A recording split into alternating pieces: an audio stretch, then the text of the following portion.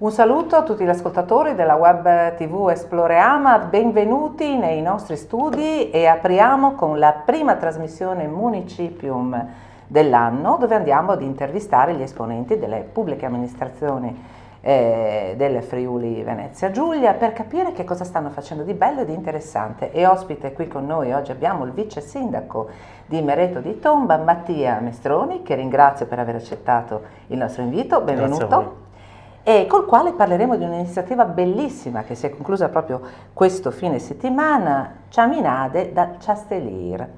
Allora, un'iniziativa atta proprio a valorizzare il territorio ed andare a scoprire per tappe quelle che sono i punti strategici di un territorio molto bello come Mereto di Tomba. Noi sappiamo che Mereto nasconde dei tesori dei quali adesso tu ci parlerai, ma prima di tutto voglio che ci parli proprio di questa iniziativa, come è andata e che cosa, se avete raggiunto un po' di obiettivi, se avete avuto partecipazione, ma soprattutto come è nata e lo scopo di un'iniziativa così bella.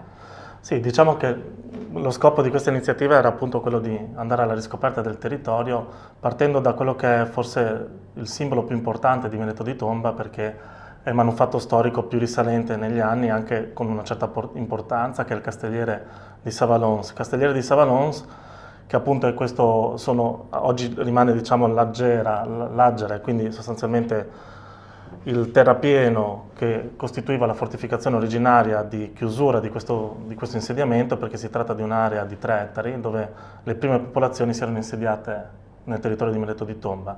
Partendo da questo luogo si fa il giro di una parte del territorio, perché chiaramente il territorio sarebbe molto più vasto, di 9 km, in cui si ha la possibilità di incontrare in 25 tappe, 25 luoghi significativi del nostro territorio. Importante, diciamo, sulla stessa camminata è il collegamento con la Tumbare di Mereto di Tomba, che poi in realtà è in frazione Tomba, che è il secondo dei due manufatti, diciamo, risalenti all'epoca del bronzo antico, e che è questo, anche qui un terrapieno, che però costituiva la tomba di una personalità importante del luogo di quell'epoca. Tra l'altro ci sono stati dei ritrovamenti molto importanti a livello archeologico, cioè a Mereto di Tomba ci sono proprio dei siti che meritano veramente di essere, dei quali si merita di parlare, ma anche essere visitati, scoperti e riscoperti. Sì, diciamo che Mereto ha la fortuna, forse come altre zone, ma in particolare Mereto, di avere questo continuo sul tracciato della storia, per cui dal 2000 a.C., diciamo, quindi da 4000 anni fa, c'è sempre, diciamo che il passaggio delle varie popolazioni, delle varie persone, etnie che hanno abitato il nostro territorio hanno lasciato una traccia, quindi a partire proprio dall'età del bronzo antico riusciamo ad avere delle testimonianze, come si diceva, di necropoli romane, anche diciamo di comunità di frati che hanno abitato il nostro territorio, delle confraternite, delle cortine, quindi tutta una serie di testimonianze che tracciano il percorso della storia a lungo millenni. E quindi c'è la possibilità, in questo caso attraverso questa camminata, di avere un po', di andare diciamo, un po' alla scoperta, no? Gli assaggi di andare a scoprire questi vari punti. Tra l'altro questo qua è un sistema molto bello per incentivare quello che è il turismo lento.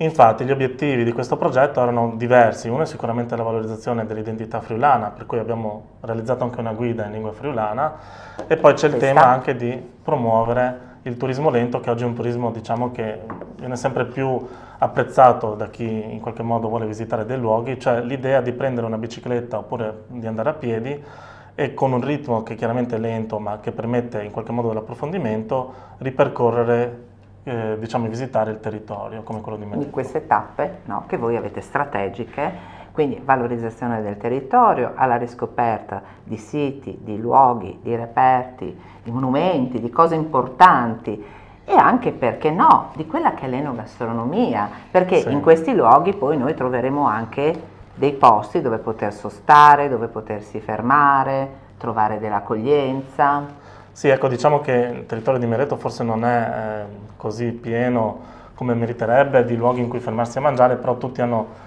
la possibilità di essere ospitali, anzi l'invito è quello di fermarsi. Nella guida c'è qualche, diciamo, assaggio per rimanere sul tema di una ricetta, ad esempio, no? La strippes alla savalonese, no? Quindi questo modo di fare le trippe che si dice, no? Di questo territorio di Savalon. Poi in realtà Savanos non ha dei ristoranti o delle osterie, a Mereto ce n'è anche in altri luoghi, ma l'invito è quello sicuramente di assaggiare il territorio in tutte le sue forme e le sue dimensioni, quindi anche quella culinaria, perché no? Anzi, potrebbe essere questo, mi viene in mente, visto che stiamo chiacchierando noi molto a ruota libera, perché ci piace così, no? E dare magari un'idea, magari creare qualche punto di ristoro in più, magari no? Che si dice il viandante che si ferma o queste persone che fanno questi percorsi, magari, no? Sì. Alla riscoperta anche di questo, Diciamo perché che no? in un territorio ricco di storia, come può essere quello di Mereto, in realtà anche fermarsi ad assaggiare un piatto, non voglio citare dei nomi, però all'Osteria di Paese piuttosto che, permette di scoprire un lato della storia del paese, perché magari ci si ritrova in un forno antico, in un antico mulino, e quindi anche lì la guida, magari non questa che è di una frazione diversa, permette di affrontare anche quello che è il contenuto storico, artistico e identitario di un territorio in cui normalmente ci si ferma solo a mangiare, quindi è piacevole anche questa È molto dimensione. bello anche questo perché si uniscono un po' tutte le varie, no, appunto, territorio, enogastronomia, arte, cultura, storia, cioè tutto un connubio che permette poi di valorizzare un territorio che è un territorio molto bello che va valorizzato. Com'è andata questa edizione? Allora, sabato abbiamo avuto questa giornata dedicata al Castelliere in cui c'è stata sia la visita al luogo del Castelliere, in questa cortina, questo terrapieno, che poi un pomeriggio di approfondimento del luogo del Castelliere. In particolare avevamo 3 ospiti in questa serata, una professoressa dell'Università di Udine, la Borgna, e poi 2, diciamo, esperti dell'area slovena. Ed è stato bello soprattutto il fatto di poter creare un collegamento, perché adesso noi conosciamo magari i castellieri dei comuni dell'alta pianura friulana, ma i castellieri nascono da una popolazione che era comune in qualche modo, no? Con la Croazia, con la Slovenia, col Friuli, e che quindi accomuna queste realtà che hanno un confine che di fatto è solo quello geografico-politico che si è costruito negli anni, ma che hanno molto da condividere.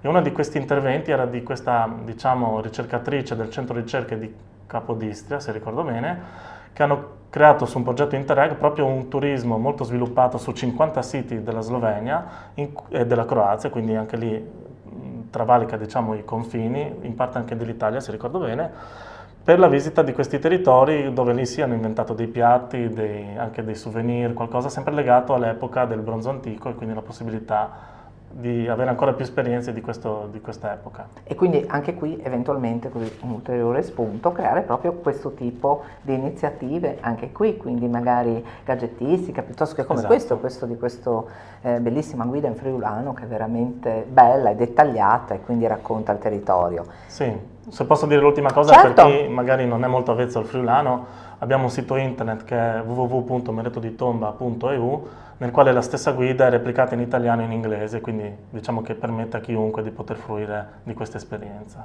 Perfetto, quindi chiunque può leggere questa guida e noi ovviamente promuoviamo quella in friulano perché ci piace di più.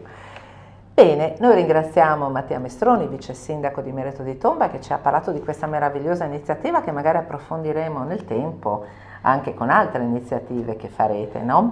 Sì, l'invito è intanto a scoprire il territorio tramite queste iniziative e poi ne seguiranno sicuramente altre.